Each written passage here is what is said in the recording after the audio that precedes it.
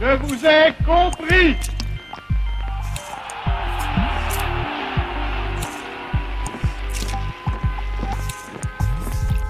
Bonjour, je suis Tiffany et avec Simon, on vous raconte l'histoire sans chichi. Alors installez-vous confortablement et bonne écoute. C'est l'histoire de Berlin. Et aujourd'hui, nous aimerions savoir pourquoi, à partir de 1945, Berlin est devenu le symbole de la guerre froide et quelles conséquences cela a engendré durant cette période après la chute du mur en 1989. Pour comprendre tout cela, nous sommes obligés de recontextualiser. Après la chute du nazisme et la victoire des Alliés en 1945, l'armée rouge occupe la ville en avril-mai, puis l'Occident en juillet. Les vainqueurs se sont partagé le territoire allemand, ainsi que la capitale.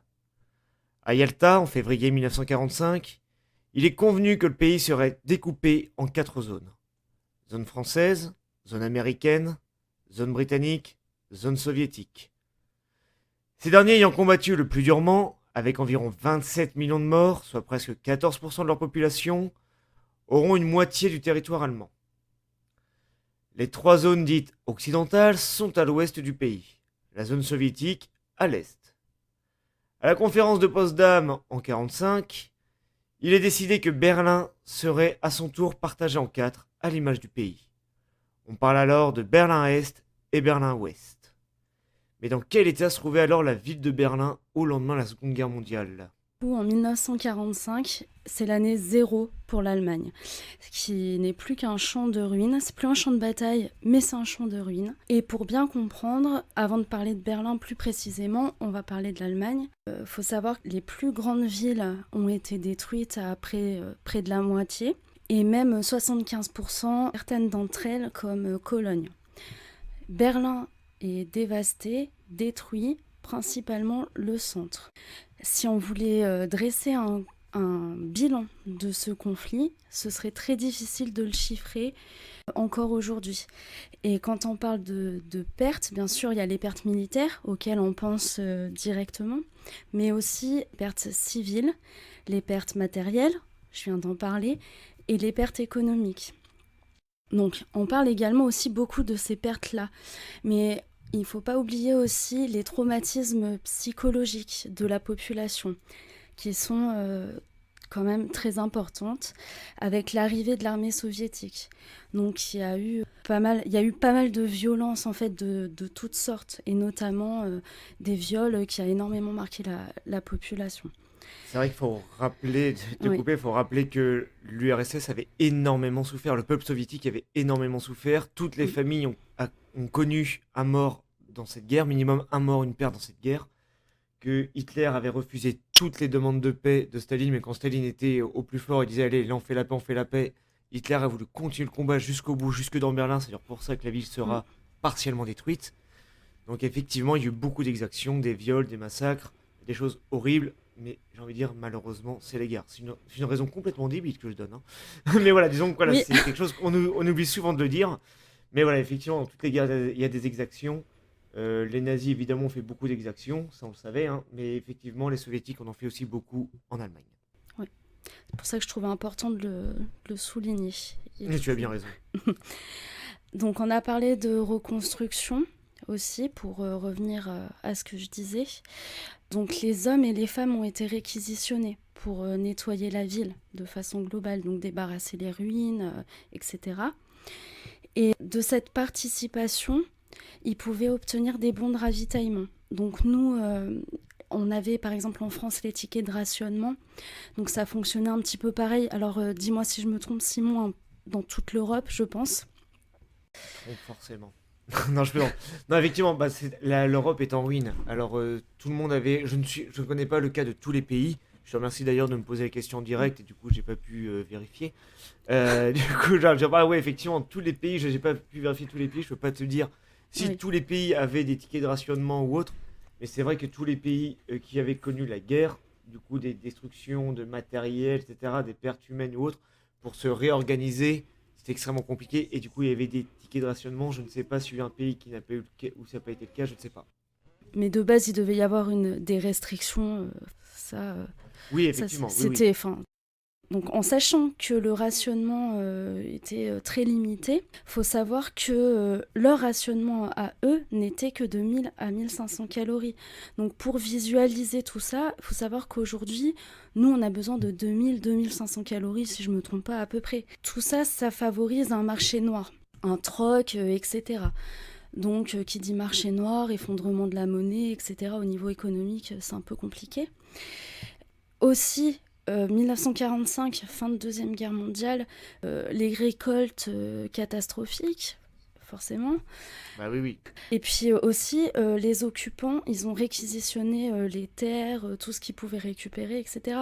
Surtout en zone soviétique. Encore une difficulté pour se nourrir assez compliquée. Aussi, les produits manufacturés qui étaient devenus rares et par conséquent chers. Et quand on parle des désagréments, des désagréments, c'est très petit de dire ça, mais il y a aussi une grosse désorganisation des moyens de communication. Si je peux citer autre chose aussi, c'est l'approvisionnement en combustible qui a été très compliqué. Je vous ai parlé de 1945, l'hiver, ça a été terrible.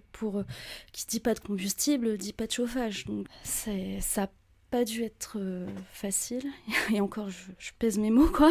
L'état sanitaire, avec tous ces éléments qu'on vient d'apporter, là, dégringole et en fait frôle complète, le taux de mortalité frôle ceux de l'époque pré-industrielle. Donc là, j'ai parlé un peu des conséquences matérielles, psychologiques, tout ça.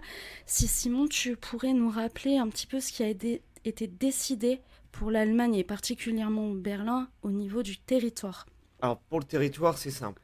Au départ, je vous ai parlé tout à l'heure de Yalta, c'était surtout 3 pays qui devaient gérer le bousin. C'est-à-dire l'Union soviétique, Joseph Staline, les États-Unis de Roosevelt et l'Angleterre de Winston Churchill. Donc on avait quand même un dictateur communiste avec un président capitaliste et un premier ministre capitaliste aussi.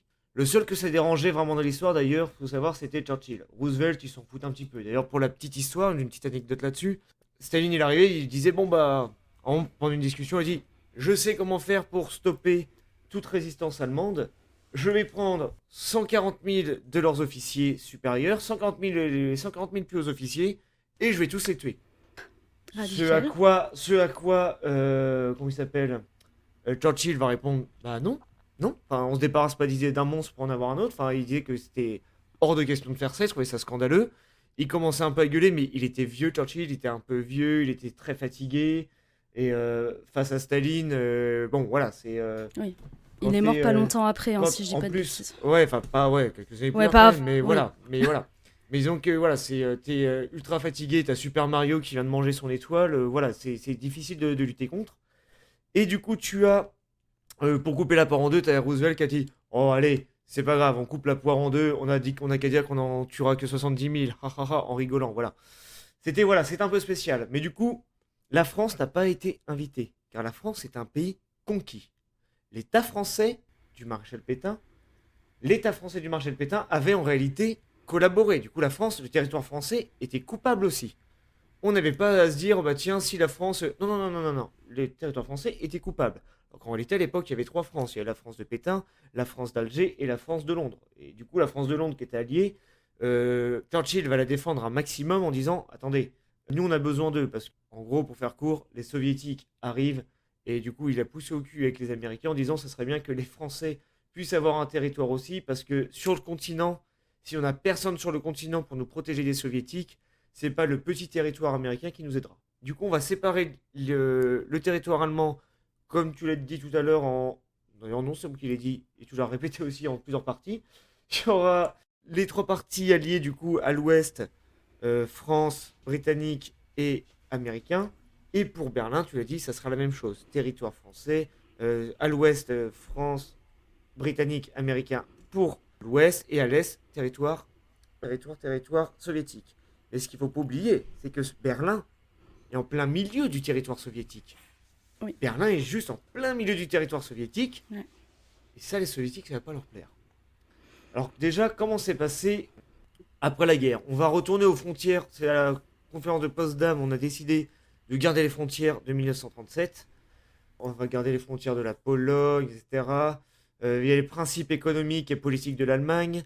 Officiellement, l'unité économique et monétaire du pays est maintenue. En gros, on dit qu'il y a une Allemagne, mais gérée par 4 pays. On voit déjà que ça risque d'être compliqué, notamment quand dans des 4 pays, pardon, est en totale opposition politique avec les autres. Vous avez un pays communiste avec des pays capitalistes. Forcément, ils ne peuvent pas dire, allez, on va tout gérer de la même manière, c'est juste impossible. La France va être acceptée par l'URSS en tant que, du coup, que puissance victorieuse à partir du moment où la zone de celle-ci est définie dans les zones britanniques et américaines. Parce que l'URSS a dit, attendez, vous voulez que la France fasse partie, d'accord, mais du coup, elle prend sur votre territoire. Vous devez donner une partie de votre territoire, pas d'une autre. Il va y avoir aussi mettre en place une politique. Au départ, ça va plutôt bien se passer. Honnêtement, ça va bien se passer. Notamment, au départ, on va mettre en place partout en Allemagne ce qu'on appelait la dénazification. Et oui, parce que c'est bien beau de mettre un pays à genoux, mais si on dit allez hop, on les a mis à genoux, et ben maintenant on va les laisser se démerder. C'est ce qui s'est passé à la Première Guerre mondiale, ça ne marche pas. On a vu que ça n'allait pas marcher. Ce qu'il fallait faire, c'est fallait faire attention, notamment à ce qu'on appelait faire la différence entre les nazis et les Allemands.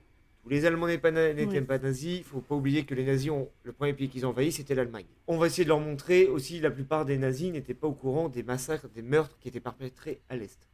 Donc les Alliés ont décidé de juger tous les dirigeants d'Allemagne nazis. C'est donc les procès de Nuremberg en 1946.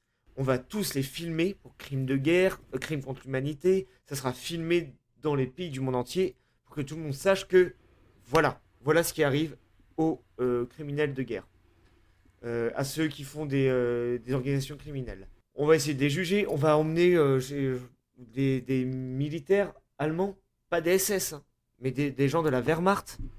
C'est des appelés, des gens qui n'étaient pas forcément nazis, qui n'avaient pas le choix, qui étaient obligés d'aller se battre. On va leur montrer les crimes de guerre qui ont été faits. Pareil, au SS aussi, on va leur montrer. On va demander aux gens qui habitaient des villages proches des camps de concentration de venir nettoyer ces camps. À partir de 12 ans, les gens, en Pologne, les soviétiques avaient décidé de faire ça. À partir de 12 ans, on allait dans les camps d'Auschwitz, Birkenau par exemple, pour creuser des trous, pour enterrer les gens, pour déplacer les cadavres, etc. C'était un choc terrible pour ceux qui ne savaient pas ce qui s'y passait ou alors se doutaient de ce qui s'y passait sans le savoir. On va créer des films pour montrer les crimes de guerre, pour montrer au peuple allemand, voilà ce que c'était Hitler. Voilà ce qui vous amenait. Voilà ce qui l'a poussé à faire. Voilà ce qu'était la guerre à cause d'Hitler. Maintenant, si vous voulez, on part tous sur de bonnes bases. Je fais le plus gros raccourci de l'histoire. Je suis sûr que s'il y a des historiens qui nous écoutent, ils sont en train de s'arracher les veines, pour pas dire autre chose, mais voilà. Mais voilà, c'est un gros raccourci, mais voilà. Oui, on peut pas tout décrire, mais là, du coup, ça représente bien ce que ça a pu être exactement, voilà. à l'époque. On a jugé les nazis dans les tribunaux allemands. Il va y avoir certains tribunaux qui sont un peu expéditifs, il y a des condamnations à mort ou aux travaux forcés. Il y aura ensuite une reprise d'activité politique. Les Alliés vont autoriser petit à petit la reprise des anciens partis politiques qui étaient dissous en 1933, les partis socialistes, etc., partis communistes, qui vont reprendre. Mais du coup, très vite, les soviétiques, on va se rendre compte que les soviétiques et l'Ouest n'auront pas la même vision de la politique. Car pour les soviétiques, ce qu'il faut, c'est seulement le parti communiste. Il n'y a qu'un seul parti politique, c'est le parti communiste. Mais du coup, ça va amener des tensions. Et va naître alors ce qu'on appelait la guerre froide. Mais du tout, qu'est-ce que la guerre froide ? Mais oui, forcément. Donc c'est une période de tension géopolitique. Donc avec tout ce que tu as exposé, on peut le comprendre. Hein. Et entre l'URSS et les États-Unis avec les Alliés. Donc pourquoi guerre froide ? Parce qu'en fait c'est un conflit sans combat direct. On n'est pas au front avec les fusils. Donc il y a des menaces nucléaires, des menaces entre ces deux blocs. Mais il faut bien prendre conscience qu'au moindre faux pas, on risquait le conflit général. Donc, on l'a déjà bien exposé, je pense, c'est deux puissances opposées. Une est communiste, une est capitaliste. Donc déjà, de base, c'est un peu compliqué pour s'entendre. Et on la date de 1945 jusqu'à la chute de l'URSS, du bloc soviétique, en 1991. De 1947 à 91. Ah, j'ai dit autre T'as chose. dit 45, c'est pas grave, c'est pas grave. Non, Je non, crois que j'ai fait 47. une erreur aussi tout à l'heure, mais je sais plus ce que Oui. c'est. Du coup, On a tellement de dates dans la tête des fois que... Oui, c'est Donc pas oui, faux. c'est bien 47 jusqu'à 1991. Voilà. Bah, si t'as envie de rajouter quelque chose sur le sujet, vas-y. Je disais que ouais, t'as dit effectivement qu'il n'y avait pas de combattants directs, mais il y avait quand même, ouais, mais il y a quand même des combattants indirects. En deux grands exemples, il y a la guerre de Corée, Oui. entre Corée communiste au nord, Corée capitaliste au sud. La Corée du Nord était armée, soutenue, financée. Enfin, les communistes, pardon, étaient armés, soutenus, financés par, comment ça s'appelle, par les soviétiques, qui étaient eux en guerre contre les Américains. Pareil pour la guerre du Vietnam. Alors, la Et guerre de oui, Corée, je sais pas si je l'ai dit, c'est de 50 à 53, 1950 à 1953. La guerre du Vietnam, c'est 1955 à 1975. C'est juste très long. C'est très long et c'est communiste contre les Américains une fois de plus. Les communistes armés, financés par les soviétiques et contre des Américains. Voilà. Ouais. Très souvent, un jour, j'ai lu dans un livre d'histoire qui disait que c'était une troisième guerre mondiale qui ne porte pas son nom. En réalité, pendant la guerre froide, il y a eu tellement de conflits liés à la guerre froide, des conflits qui étaient liés à la guerre froide, que c'est comme une seconde guerre mondiale, comme une troisième guerre mondiale, quoi. oui, oui, totalement. Donc, voilà. Mm. Mais du coup, revenons à Berlin. Est-ce que tu peux nous Oui. dire comment et pourquoi surtout, pourquoi la ville de Berlin est-elle devenue la capitale de la guerre froide? L'Allemagne est devenue complètement un État hermétique au monde occidental. Comme l'avait dit Churchill, il me semble en mars 46 lors d'un discours, un rideau de fer s'est abattu. Exactement, l'Allemagne de l'Est. Hein. Oui, oui, oui. C'est très représentatif du coup, et je pense qu'on l'a tous étudié et entendu, enfin j'espère du moins. Et donc à Berlin, le conflit est permanent entre le SED, Parti socialiste unifié d'Allemagne, et les autres partis de la municipalité de Berlin. Donc déjà, on en rajoute une couche. Les tensions grandissent entre les deux blocs qu'on vient d'évoquer. D'autant qu'en 1948, il y a une fusion des zones occidentales. Donc comme tu l'as dit, il y avait la zone américaine, la zone anglaise et la zone française. Et bien, ces trois zones, elles vont fusionner pour bénéficier de l'aide Marshall. Donc ça, encore une couche. Ensuite, cette fusion va être dénoncée par l'URSS. Elle va être dénoncée... Ils vont dénoncer la violation des accords de Potsdam. Voilà, en trouvant mes mots, c'est bien mieux. Et par conséquent, ils vont bloquer Berlin pour contraindre les Occidentaux à quitter la ville. Donc, c'est ce qu'on appelle le blocus de Berlin. Ce blocus de Berlin, ça représente quoi ? Comme tu l'as dit au tout début, Berlin se trouvait en zone soviétique et elle aussi était occupée donc, par les Occidentaux. Donc il fallait bien réapprovisionner en nourriture, en tout ce qu'il fallait. Les Soviétiques vont bloquer les voies ferroviaires, routières ou fluviales pour rendre la zone complètement dépendante de l'Est. Et surtout en empêchant les gens de sortir aussi. Aussi, oui. Ils ont emprisonné la moitié d'une ville. Quoi. Oui, voilà. Mais c'est complètement ça. Et en fait, ça va échouer. Et pourquoi ça va échouer ? C'est parce que, en fait, de juin 1948 à mai 1949, l'armée américaine et anglaise ont instauré ce qu'on appelle un pont aérien. Donc, ils vont envoyer des avions qui vont se poser à l'aéroport de Tegel ou Tempelhof à Berlin pour réapprovisionner en charbon, en aliments, en matériaux Berlin. Bien sûr, ça va pas du tout plaire aux soviétiques, mais ils vont... Ils vont lever le blocus. Voilà. Voilà. Blocus, voilà. Oui, exactement. Faut pas oublier que l'aviation américaine passait au-dessus du coup de la zone soviétique. Et oui. Mais Staline, du coup, il aurait très bien pu dire, allez hop, j'envoie des avions pour les intercepter, donc les mettre à terre, ou leur tirer dessus, les détruire. Mais ça s'appelle un acte de guerre. Et on ne déclare pas la guerre à un pays qui a l'arme nucléaire. C'est pour ça que c'était toujours une guerre froide, car avec l'arme nucléaire, ah bah si je veux, je détruis ton pays. Ah bah mince, si je fais ça, tu détruis le mien aussi. Du coup, c'était une réelle menace, le nucléaire, à cette époque-là. Mais bon, l'URSS va quand même rester... ils auront une dent encore plus massive contre les Occidentaux. Ils vont pas oublier. Là, ce qu'on vient de décrire, ça constitue la première crise de Berlin. en sachant que la seconde sera plus grave puisqu'elle va conclure à la construction du mur de Berlin en 61. Donc déjà, pourquoi le mur a été construit? Donc déjà, c'est une conséquence de la première crise, de tout ce qu'on vient de dire. Ouais. De ce qu'on a dit précédemment, les deux idéologies complètement opposées, capitalisme, socialisme, voilà, ça crée des tensions. Tu l'as dit, il y a des gens qui ont fui pour Berlin-Ouest. Par exemple, à l'été 1945, il y a quand même 3,5 millions d'Allemands qui sont passés de l'Est à l'Ouest. Le rideau de fer que Churchill avait dénoncé, qui s'est abattu environ vers 1948, là je parle pas de Berlin, je parle de l'Europe, qui faisait quand même 1393 km. Voilà, donc je parlais de couches, mais petit à petit on en rajoute. La fusion des zones occidentales, où de par cette fusion va naître la RDA, donc la République démocratique d'Allemagne, et la RFA, la République fédérale d'Allemagne.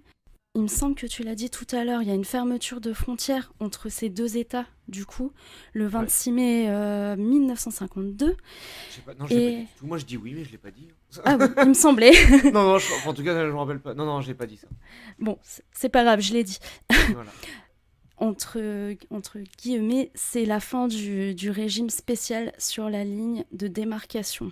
Tout est dit. La circulation était encore libre, mais fuite quand même de la population, ça, on l'a dit aussi. Pourquoi ? Tout simplement pour des motifs personnels, pour des motifs familiaux, par exemple. Si vous aviez votre grand-père de l'autre côté, forcément. Ça ne tient qu'à moi, je pense aussi une certaine peur. On pouvait aussi ne pas être d'accord au niveau politique.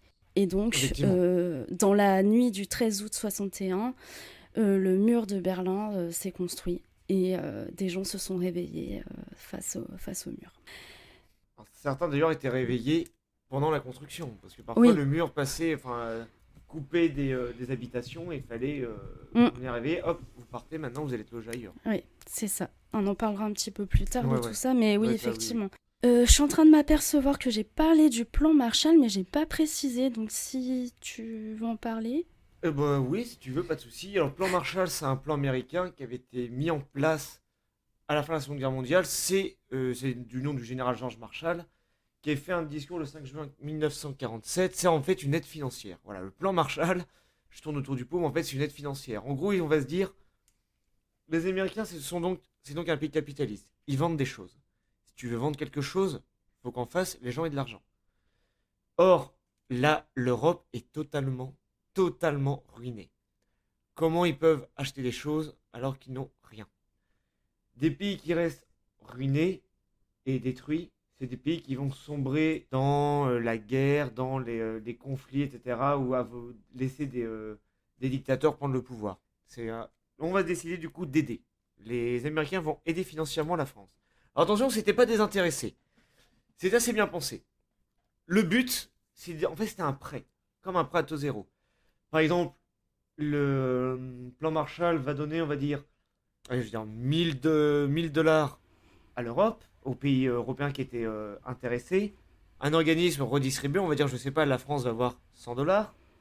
Ces 100 dollars seront distribués dans différentes entreprises, etc., pour la reconstruction, pour le fait qu'on puisse avoir embaucher des gens, avoir des meilleures infrastructures, etc. Après, on rend l'argent, après, quand on fait les bénéfices, on rend l'argent, et aussi, on se sert de l'argent pour acheter des produits américains. Ce qui est que pour les pays européens, ça nous aide à nous reconstruire plus vite et aller mieux.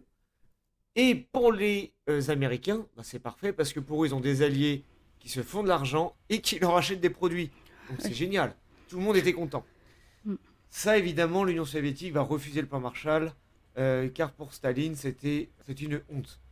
C'était vraiment une honte. C'était les capitalistes qui voulaient faire de l'impérialisme. Regarde un peu les méchants capitalistes.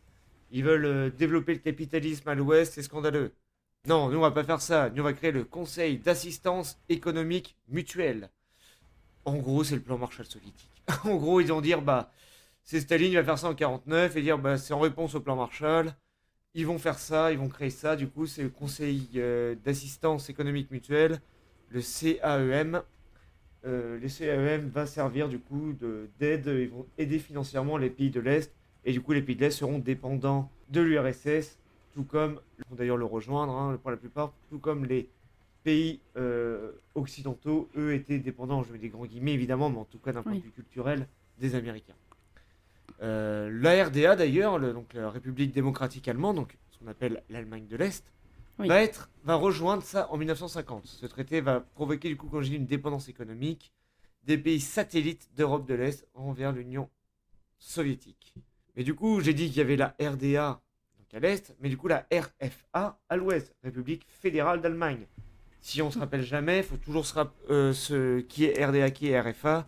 Rappelons-nous juste qu'à chaque fois, les pays communistes, il y a souvent le mot démocratique, comme ça y est, j'ai oublié.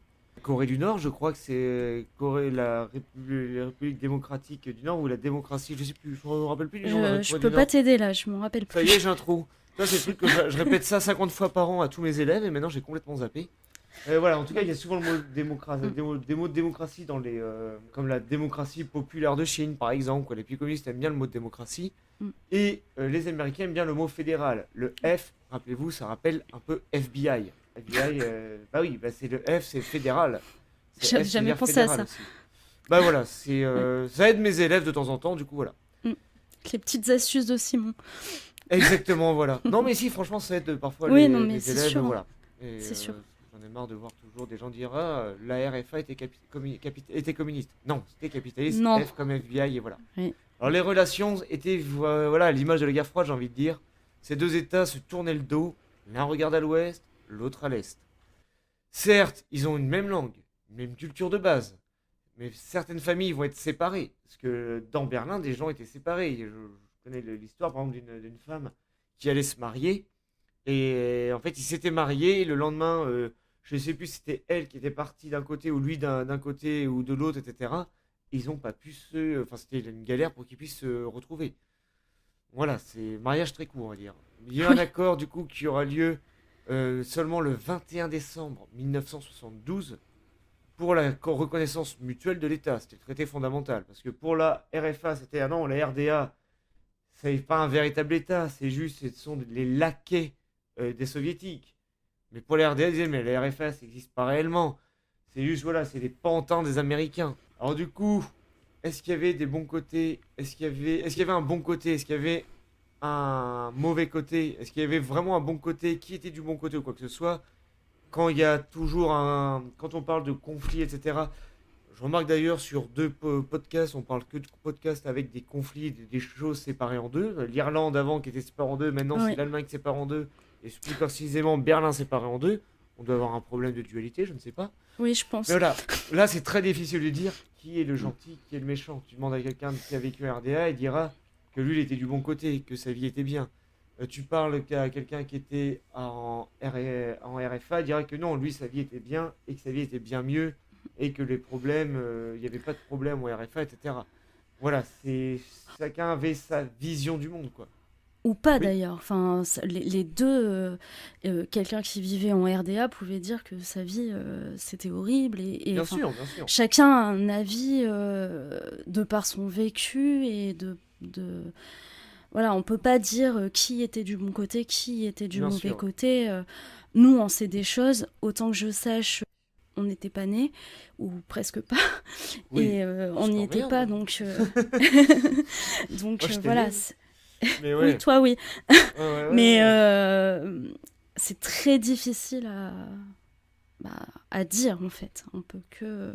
Bah, On en je parlera un petit peu suis. plus tard. C'est Mais... difficile, oui, ouais, on va parler. Après, c'est parce qu'on n'était pas né qu'on ne peut pas avoir coupler les choses, etc. Et Bien voir. sûr. C'est vrai qu'il y a un côté, il faut pas oublier que voilà, on a créé un mur. Ça a bien Mm. arrangé les gens de l'Ouest aussi, parce que s'il y a moins de monde qui passe, c'est-à-dire que le peu qui peut passer, c'est potentiellement des espions, par exemple. Du Oui. coup, ils étaient toujours surveillés, etc. C'est des diplomates. Les diplomates soviétiques étaient pour la plupart espions en même temps. Ou alors Mm. c'est leur secrétaire qui est avec eux qui était espion, etc. Enfin voilà. Faut pas, voilà, ça a arrangé un peu tout le monde. Et puis c'est aussi une manière de dire pour les capitalistes, regarde un peu ce que Oui, dira d'ailleurs Kennedy. Il fait regarder, bah, nous on n'est peut-être pas parfaits, mais on n'est pas obligé de construire un mur pour empêcher c'est ça. nos concitoyens de partir. un Et c'est vrai moyen qu'il y de avait- dénonciation. Excuse-moi, Effectivement, je t'ai voilà, coupé. ouais. Non, bah, arrête de t'excuser. Voilà. J'ai coupé 4 ou 5 fois depuis le début, mais bon. Voilà. Alors. Et du coup, on a été où? Mais c'est Oui, bien que on tu s'est t'excuses, en perdu. fait, c'est bien, c'est bien. C'est très très bien. La Continue. dictature avec le podcast. Oui, exactement. Non, tout le monde Ouais, est du bien coup, traité ici. Pardon, oui, allez, on oui. reprend. C'est bien que tu l'aies dit. Du coup, voilà, il y a pourquoi certaines personnes vont vouloir fuir la RDA aussi. Si c'était si bien, voilà, c'est vrai que plusieurs personnes vont essayer de la fuir, la RDA. Il y a une volonté de liberté. Et c'est vrai que quand on crée un mur, les gens vont dire, ah mince, j'ai essayé de partir. Certains vont essayer au départ de sauter par-dessus le mur. Mais au départ, voilà, c'était, comme je disais tout à l'heure, un rideau de fer, c'était des barbelés par terre. Mm. Les gens vont pouvoir sauter par-dessus, certains vont y arriver, d'autres non. On est d'accord que l'Ouest ne pouvait pas faire tomber le mur parce que c'était pas sur la frontière. Le mur était en retrait. Le mur était sur le territoire soviétique. Personne ne Oui. pouvait abattre le mur. Mm. C'est impossible. Mm. Certains vont foncer dedans en voiture pour casser le mur, ensuite sortir de la voiture et se barrer en courant. Du coup, les gens n'avaient quasiment pas d'affaires, voire rien. Ils abandonnaient tout. Mm. Les gens vont creuser des tunnels, donc certains tunnels vont s'effondrer, etc. Enfin voilà. Tout ça pour créer ce pays qui était sous la houlette d'un parti politique que tu as parlé tout à l'heure, le CED. Si tu veux bien nous en parler. Oui. Alors, c'est un parti politique, hein, comme tu viens de dire, pardon, qui a Oui. été créé très exactement le 21 avril 1946, et donc un parti politique de l'Allemagne de l'Est, de suggestion communiste. Ça, je pense qu'on l'a bien compris. Et c'était le seul parti autorisé à l'époque. Il va donc avoir le monopole politique, très sommairement. Parce que c'est... Oui, bah oui. Alors le mur, du coup, c'est un symbole aussi de la division du monde. On a parlé un peu du mur, mais d'un côté, c'est le bloc soviétique, de l'autre, le monde capitaliste. C'est communiste d'un côté, capitaliste de l'autre. C'est une frontière physique, mais qui séparait des États, mais des façons de penser qui étaient totalement différentes. Mais dis-moi, Tiffany, comment était la vie en RDA? Eh bien, pour le savoir, Simon, va falloir patienter un tout petit peu pour cette deuxième partie de Ah. podcast. Et oui, qui sera donc dans un mois. Un mois, pardon. Je répondrai à ta question et à d'autres questions aussi. Eh ben ça marche. Eh ben merci beaucoup à toi, merci à vous de nous avoir écoutés. Si vous avez des commentaires, des suggestions à faire, n'hésitez pas à nous les mettre en commentaire. À bientôt. Au revoir Au Tiffany. revoir!